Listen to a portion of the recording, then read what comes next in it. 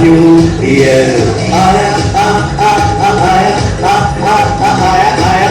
आया new year नए नए रंग लाया सपने संग लाया नए नए रंग लाया सपने संग लाया झूमना झुकाओ खुशियाँ मनाओ झूमना झुकाओ खुशियाँ मनाओ नई उम्मीदें लाया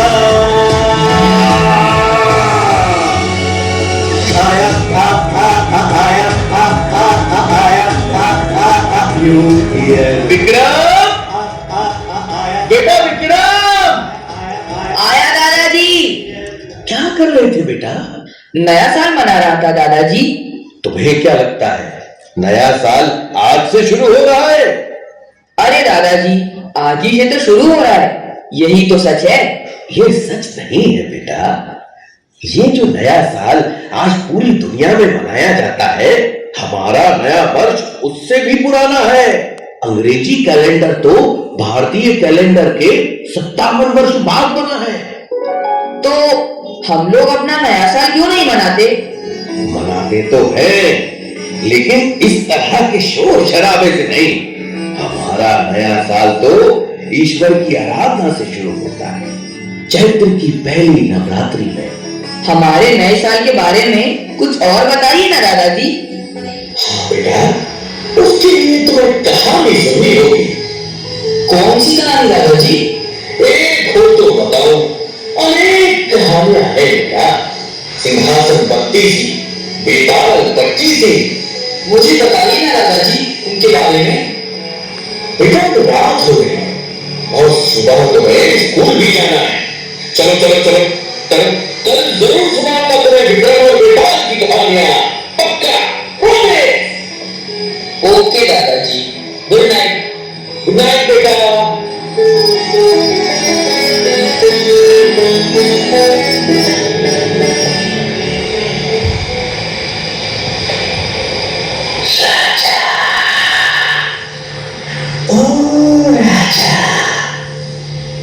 जागो राजा, जागो।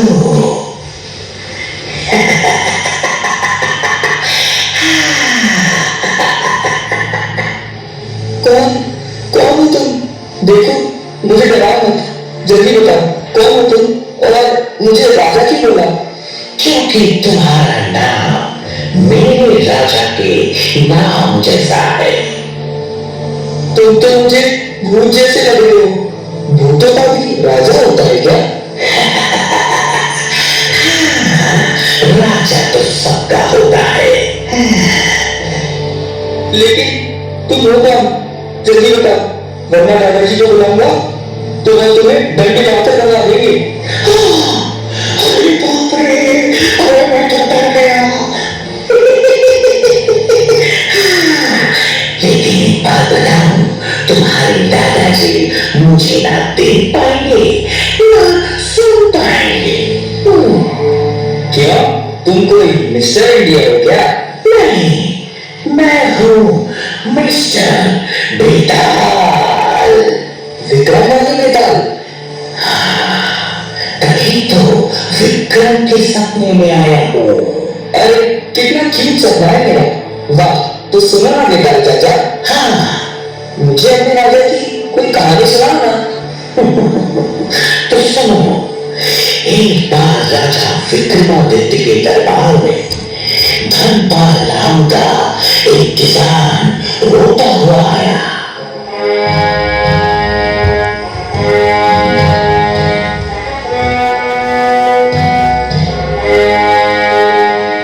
महाराज, दुहाई हो महाराज, दुहाई हो, दुहाई हो महाराज, दुहाई हो महाराज, दुहाई हो। रो मत और निडर होकर कहो कि क्या हुआ है तुम्हारे साथ। महाराज, मैं आपके राज्य का एक गरीब किसान। मेरी लड़की सुरभि जंगल में लकड़ी काटने गई थी, तब से लौटी नहीं। मैंने उसे बहुत खोजा लेकिन वो कहीं नहीं मिली। अवश्य ही वो किसी संकट में है महाराज, मेरी सहायता करें, मेरी सहायता करें महाराज। कहीं वो जंगली जानवरों के रास्ते में तुम्हारा नहीं होगी। नहीं महाराज, जंगली जानवरों से बचने के तरीके मैंने उसे सिखा थे। बोलो, किसी ने उसका अपहरण किया है। मेरे राज्य में कौन ऐसा दुस्साहस कर सकता है? तुम निश्चित होकर रह जाओ, तुम्हारी बेटी जल्दी तुम्हें सकुशल प्राप्त हो। ये विक्रमादित्य का वचन है। मैं इस मामले की छानबीन स्वयं करूंगा। मेरे राज्य में हर एक नागरिक सुरक्षित है। जिसने भी ये दुस्साहस किया है उसे छोड़ा नहीं जाएगा। जाओ, घर जाओ। जो आज्ञा महाराज। गुप्तचर, जल्द से जल्द इस मामले का पता लगा। जो आज्ञा महाराज। फिर क्या गुप्तचर सारी जानकारी इकट्ठा कर अगले ही दिन विक्रमादित्य के पास जा पहुंची।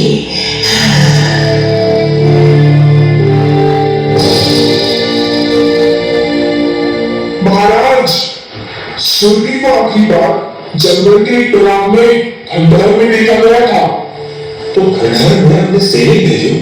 भेजे थे महाराज, किंतु हमारे सैनिक भी भीतर जाने से डर रहे हैं।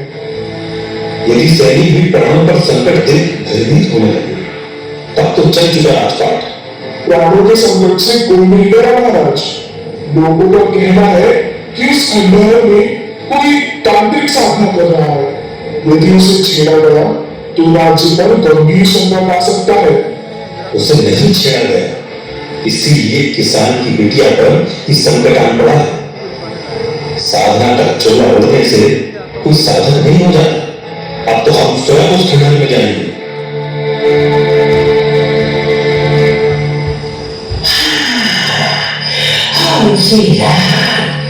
राजा विक्रमादित्य जंगल के उस खंडहर में जा पहुंचे। अंदर से एक मशाल की रोशनी बाहर आ रही थी।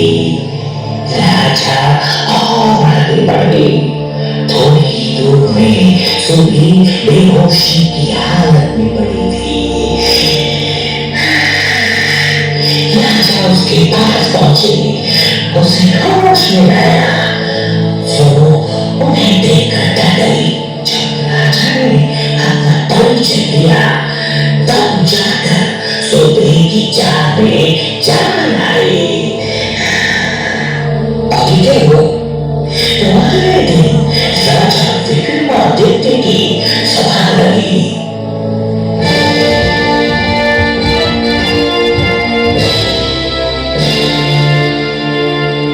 बताओ बिटिया से, जो भी तुम्हारे साथ हुआ वो सब कुछ निर्णय होकर कहो। चुप क्यों हो सुरभि? यहाँ सब अपने ही है। जो भी तुम पर बीता वो कहो।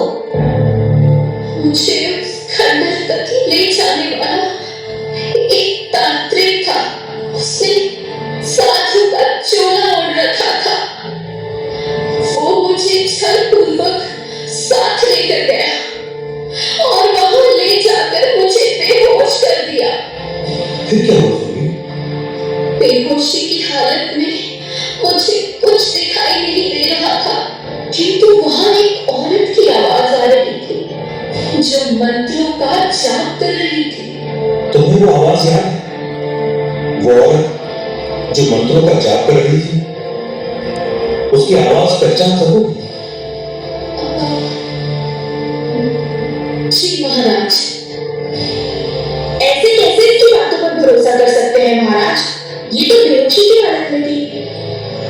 रानी पद्मिनी संकट से भी गुजरी है। इसकी बातों पर भरोसा तो करना ही होगा। बताओ तो, कैसी थी वो आवाज? रानी पद्मिनी जैसी। सुरभि! महाराज, प्राणों के विधान बिटिया अभी होश में नहीं, तभी अनाप शनाप कह रहे। मैं पूरे होश में हूँ। आवाजें पहचानने में मैं गलती नहीं कर सकती पिताजी। ये वही आवाज है जो खंडहर में मंत्रों का जाप कर रही थी। उस रात खंडहर में रानी पद्मिनी ही थी। महाराज, तो क्या अब मुझे न्याय नहीं मिलेगा? मिलेगा।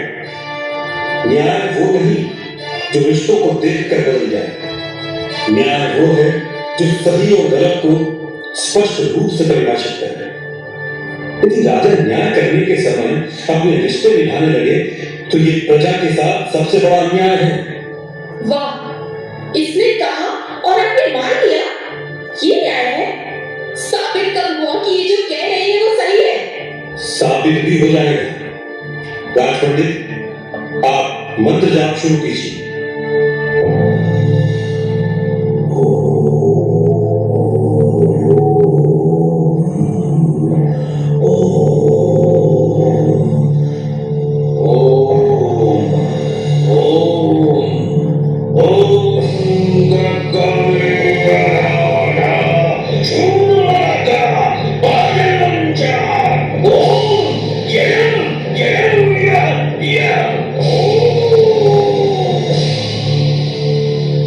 बंद करो, बंद करो। गलती हो गई महाराज, बहुत बड़ी भूल हो गई मुझसे। मैं उस दुष्ट तांत्रिक की बातों में आ गई थी। उसने मुझे यौवन और सौंदर्य बढ़ाने का लालच दिया और धोखे से काले जादू से अपने वश में कर लिया। मैं चिड़ियों रहने के लालच में आ गई थी महाराज और उस बच्ची की बलि देने जा रही थी। आपने समय पर आकर न सिर्फ इस बच्ची को बचाया बल्कि मुझे भी इस महापाप से बचा लिया। मुझे क्षमा कर दे राजन, भूल हो गई, बहुत बड़ी भूल। रानी होने के नाते प्रजा के प्रति तुम्हारा दायित्व तो मेरे बराबर ही था। तुम्हारी जगह कोई सामान्य स्त्री होती, शायद मैं उसे एक अवसर देता कि तू राज्य की रानी के लिए ये अक्षम्य। तुम्हारी जगह मैं स्वयं भी होता तो खुद को दंडित करता। रानी पद्मिनी, मैं तुम्हारा त्याग करता हूँ। तुम्हें दंड स्वरूप वनवास दिया जाता है। क्षमा महाराज, क्षमा। इस भूल की ऐसी बड़ी सजा मत दीजिए। मुझे अपने जन्म से दूर मत कीजिए महाराज। सैनिकों, रानी को यहाँ से दूर ले जाकर वन में छोड़ दो और उस दुष्ट तांत्रिक को पकड़कर आजीवन कारावास में डाल दो। न्याय ऐसा होना चाहिए कि वो समाज में एक मानक स्थापित करे। अब दोबारा किसी की हिम्मत ना होगी कि इस तरह का कुकृत्य मेरे राज्य में कर सके। महाराज, महाराज आप महान हैं। आप जैसा कोई दूसरा नहीं। आपकी सदा ही जय होगी महाराज, सदा ही जय होगी, सदा ही जय होगी।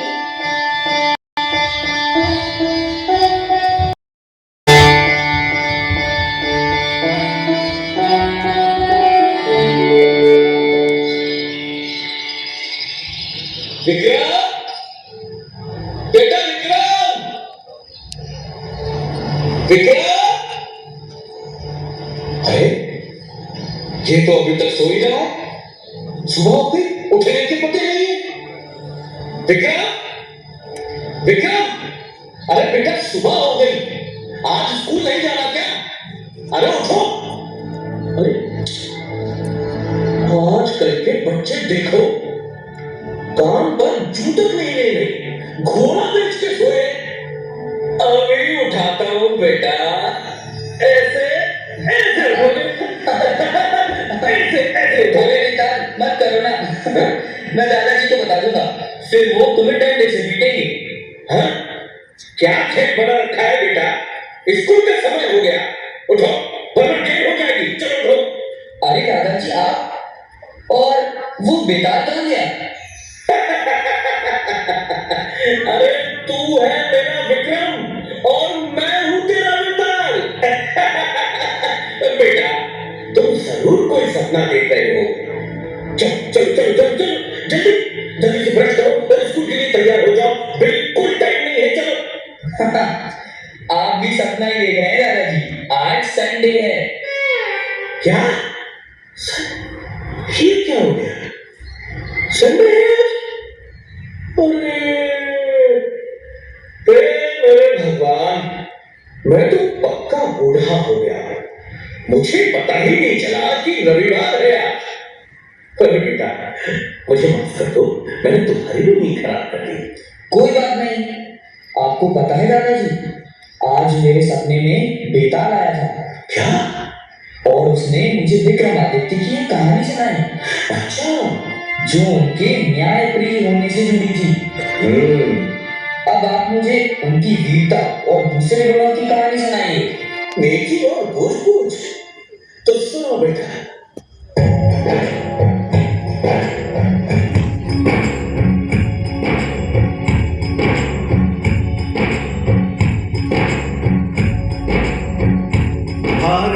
मिले।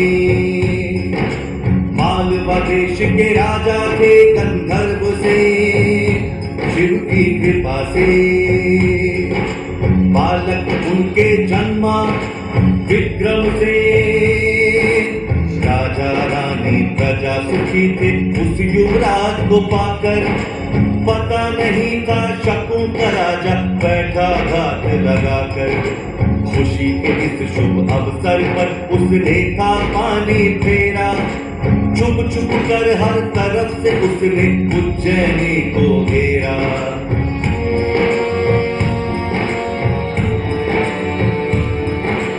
रानी और बालक विक्रम को गुप्त मार्ग से भेजा, गंधर्व सेन ने संकट क्षण पत्थर का किया कलेजा। जब राजा ने बाण और गंधर्व सेन का घमासान, चोर लुटेरे जीत गए मातृभूमि का खाकमान। चोर लुटेरे जीत गए मातृभूमि का खाकमान।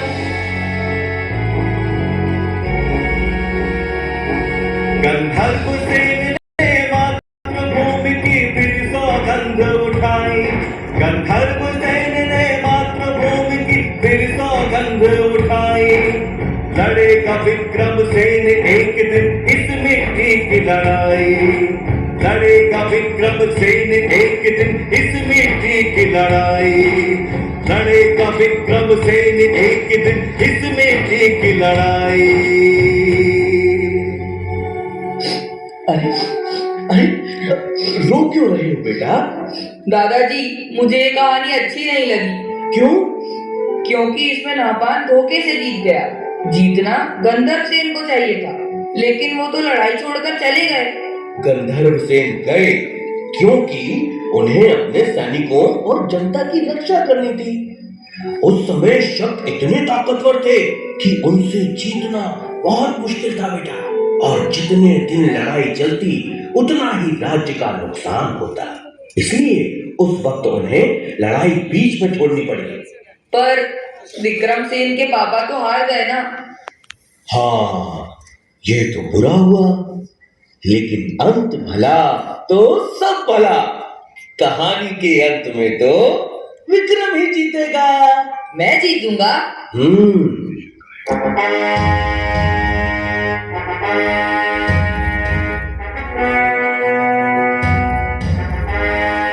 हाँ, तुम जीतोगे पुत्र, जीतोगे। तुम्हें इस धरती को शक विहीन करोगे। अगर नहपान ठीक से शासन चलाता तो मैं कभी राज्य की कामना नहीं करता, किंतु जनता ही उससे परेशान है।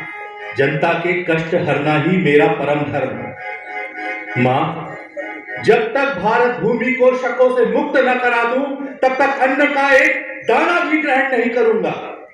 बेटा, तेरे विचार ठीक हैं, परंतु अन्न त्याग का हट ठीक नहीं। हाँ युवराज, रानी जी ठीक कह रही है। आपकी तरह मैं भी बेचैन हूं अपनी मातृभूमि की मुक्ति के लिए। 20 वर्ष की प्रतीक्षा कम नहीं होती। इन 20 वर्षों में जनता ने बड़े कष्ट सहे। मालवा के महाराज और महारानी को छुप छुप कर वनों में रहना पड़ा। हम सब आपके बड़े होने की प्रतीक्षा कर रहे थे। हे मालवा नरेश, हम सबको आपके आदेश की प्रतीक्षा है। मालवा के नरेश तो स्वयं महाकाल है। हमारा वंश तो बस उन्हीं का सेवादार है। भगवान महाकाल मेरे स्वप्न में आए और उन्होंने आदेश दिया है कि अब अवंतिका को मुक्त कराने का समय आ गया। ये तो शुभ संकेत है युवराज, किंतु हमारे पास सैनिक बहुत कम हैं। युद्ध में सेना की संख्या से अधिक उसका कौशल काम आता है। मैंने जो भैरव सेना तैयार की है उस पर महाकाल की कृपा है। इस भैरव सेना में ताकत और बुद्धि का सटीक मिश्रण है। हमें नहपान की सेनाओं की रसद रोकनी होगी। रसद की कमी से वो आपस में ही कट पड़ेंगे और सही अवसर देखकर हम आक्रमण करेंगे। किंतु ये छल तो नहीं कहलाएगा कुंवर? तब कहलाता है जब हम शत्रु पर पीछे से हमला करेंगे। हम तो पहले उन्हें दुर्बल करेंगे, फिर सामने से हमला करेंगे। नहपान को संदेशा भिजवा दीजिए कि उसके पाप का घड़ा भर चुका है। किंतु सूचना मिलते ही वो सतर्क हो जाएगा। निश्चेत पर हमला कायरता है और विक्रम कायर नहीं। हाँ बेटा, हमले से पहले शत्रु को सचेत करना वीरता का लक्षण है। काश तुम्हारे भाई भृतहरि भी आज साथ होते। उन्होंने जन कल्याण के लिए ही वैराग्य धारण किया है।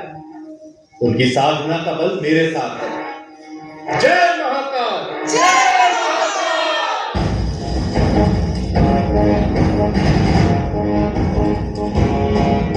फिर मातृभूमि के सम्मान में विक्रम ने नहपान से घमासान युद्ध लड़ा और मालवा भूमि को शक वंश से मुक्ति दिलाई।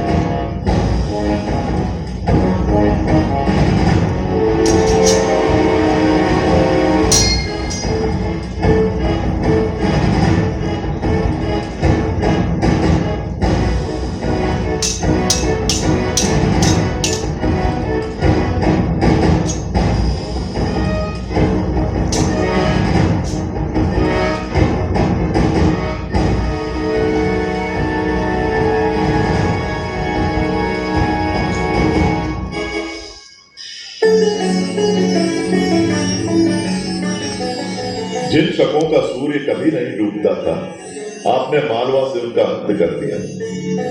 अब आपको संपूर्ण भारत भूमि को शक मुक्त कराना है। आपका पराक्रम भगवान सूर्य जैसा है, इसलिए अब से संसार आपको विक्रम से नहीं, विक्रमादित्य के नाम से जानेगा। महाराज विक्रमादित्य की जय हो। मालवा नरेश विक्रमादित्य की जय हो। महाराज, शकों की विधवाओं और बच्चों के लिए क्या आदेश है? ससम्मान विधवाओं के पुनर्वास की व्यवस्था की जाए और बच्चों की शिक्षा दीक्षा राजकोष से कराई जाए। अद्भुत! महान राजा का यही गुण है कि वो अपने संरक्षण में आने वाले सभी जीवों की रक्षा करे। आपने एक नए समय का सूत्रपात किया है। आपकी अनुकंपा है गुरुदेव। अवश्य ही ये समय अपनी जड़ों की ओर लौटने का है, वैदिक परंपराओं की पुनर्स्थापना का है। कुलदेवी हरसिद्धि की कृपा से मैंने अपने नवरत्न पहचान लिए हैं। इन नवरत्नों की सहायता से मैं इस राज्य का संचालन करूंगा। धन्वंतरी, शपनक, अमर सिंह, वास्तुकार शंकु, कालिदास, वेताल भट्ट, वररुचि, खटखपर और वराह मिहिर जैसे विद्वानों के नेतृत्व में यह राज्य 10 दिशाओं में प्रगति करेगा। जैसे ब्रह्मांड की शोभा नवग्रह से होती है, वैसे ही मालवा के यह नवरत्न मिलकर राज्य का वैभव बढ़ाएंगे। साथ ही धूर्त शिरोमणि मूलदेव और आचार्य व्याड़ी को भी मैं अपने रत्नों में शामिल करना चाहता हूं। पुत्र, राजा के विचार दल में धूर्त मूलदेव का क्या काम? विद्वानों को शामिल करना तो समझ आता है, किंतु धूर्त शिरोमणि को कौन राजा अपने पास आने देता है?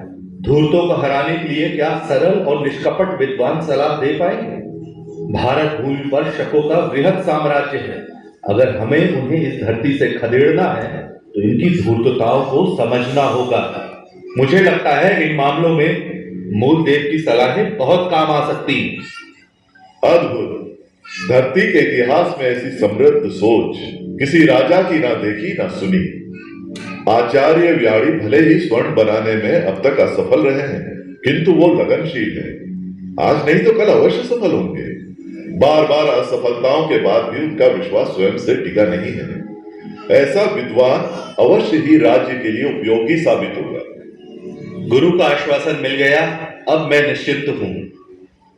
श्रीमान कालिदास, आपसे आग्रह है कि अपने साहित्य को जन सुलभ बनाने की दिशा में कार्य करें।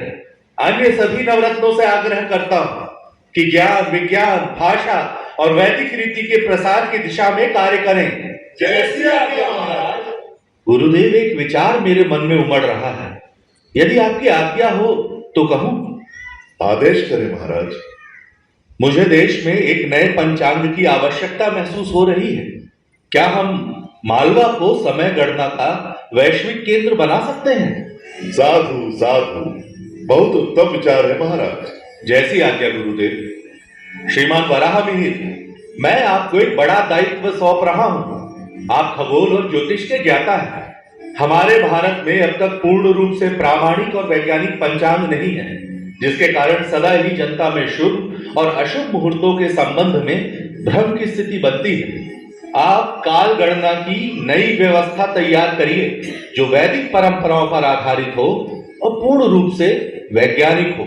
आपकी आज्ञा शिरोधार्य है महाराज, किंतु आपके मार्गदर्शन के बिना मेरे लिए ये कर पाना संभव न होगा। आप स्वयं सभी विषयों के ज्ञाता हैं। इस दिशा में आप आगे आगे चलें और मैं आपका सहगामी रहूंगा।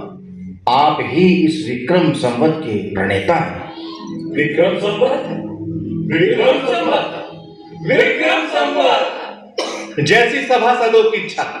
आज चैत्र नवरात्रि का पहला दिन है।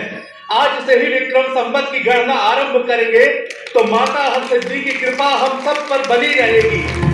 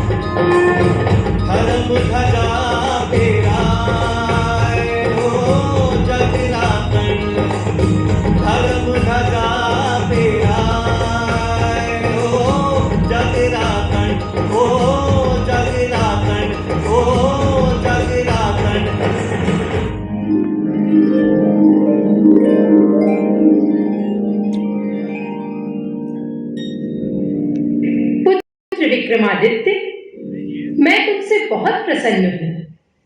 तुमने राजा बनते ही राज्य संचालन की दिशा में जैसा आमूल चूल परिवर्तन किया, उसके लिए तुम्हें अनेक आशीर्वाद देती हूं। मैं तुम्हें ये 32 पुतलियों वाला सिंहासन देती हूं। तुम इस सिंहासन में बैठकर न्याय कर सकोगे। मेरा आशीर्वाद है कि संपूर्ण भारत पर तुम्हारा शासन स्थापित होगा। तुम चक्रवर्ती सम्राट बनोगे, सम्राट विक्रमादित्य, न भूतो न भविष्यति।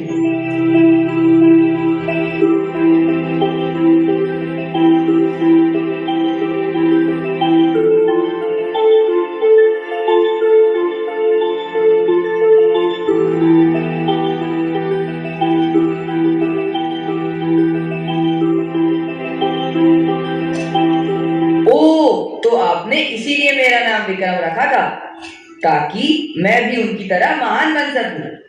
हाँ, और नहीं तो क्या। जानते हो बेटा, उनके बाद 14 ऐसे राजा हुए जिन्हें विक्रमादित्य कहा गया। विक्रमादित्य की प्रसिद्धि के बाद उन महान राजाओं को विक्रमादित्य की उपाधि दी जाने लगी। क्या पता कल को तुम भी विक्रमादित्य कहलाओ। उनकी महानता की और कहानियां बताइए ना दादाजी। हाँ हाँ, क्यों नहीं। उनकी महानता पर जितना कहो उतना ही कम है बेटा। उनका शासन सिर्फ भारत में नहीं, आज के अरब, ईरान, इराक और मिस्र तक फैला हुआ था। और उन्होंने कश्मीर की राजा की मृत्यु के बाद संकट में पड़े राज्य में सुशासन स्थापित किया। जानते हो बेटा, उन्होंने गांधार प्रांतों को शिक्षित करने के लिए वहां भी वेधशालाएं बनवाई। उनके सद्गुणों की चर्चा अनेक भाषाओं के ग्रंथों में मिलती है। उनकी अरब विजय का वर्णन अरबी कवि जरहाम किंतोई ने शायर उल उकुल में किया है। इस्तांबुल की प्रसिद्ध लाइब्रेरी मकतबे सुल्तानिया में ये किताब है, जिसमें एक शिलालेख का जिक्र मिलता है। हाँ, ये रहा। बेटा, जरा उसका ये अंश तो पढ़ो।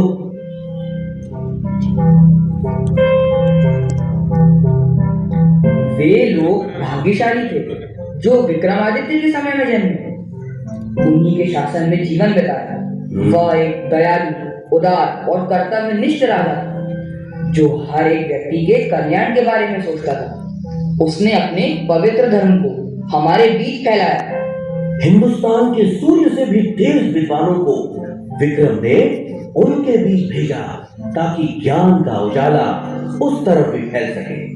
दादाजी, मुझे विक्रमादित्य की और कहानी सुनाइए ना।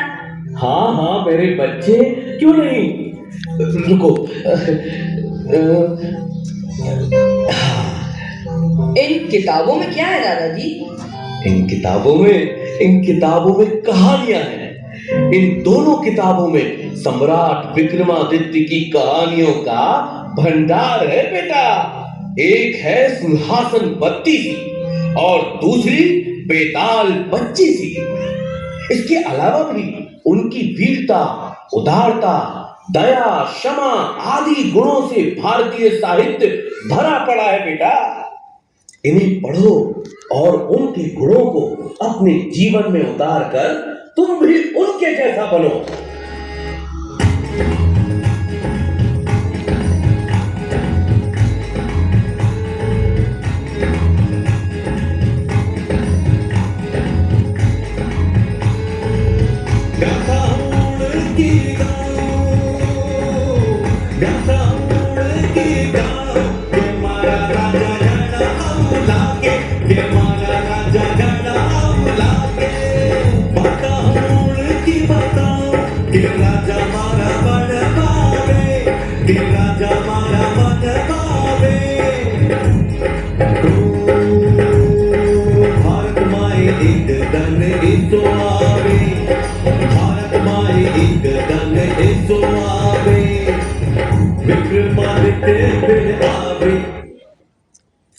Future option.